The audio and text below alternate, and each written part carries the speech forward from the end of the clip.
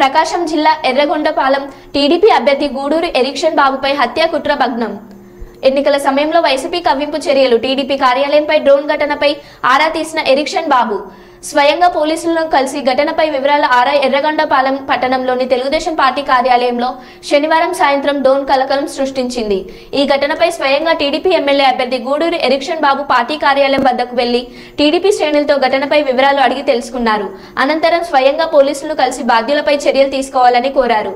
ఎర్రగొండపాలెం నియోజకవర్గంలో వైసీపీ కవ్వింపు చర్యలు దిగుతుందని, రాబోయే ఎన్నికల్లో టీడీపీ అఖండ మెజార్టీతో గెలుస్తుందనే అక్కసుతోనే ఇలాంటి కవ్వింపు చర్యలు, అభ్యర్థిపై హత్యాయత్న ప్రయత్నం కోసం కదలికలను నికా వేస్తున్నారని పేర్కొన్నారు.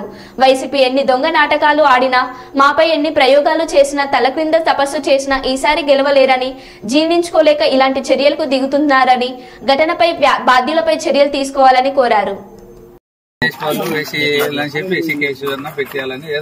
ప్లాన్ తోనే అది జరిగింది. అది కాకపోతే ఏంటంటే మనం ఒక అర్ధగంట నేనే లేకపోయి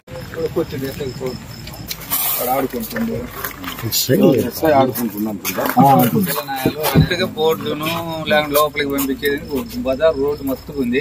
ట్రైన్లతో మంది అందులో అమెరికా అయిపోయా ట్రైన్లతోనే ఆడుకుంటున్నారు పిల్లలు.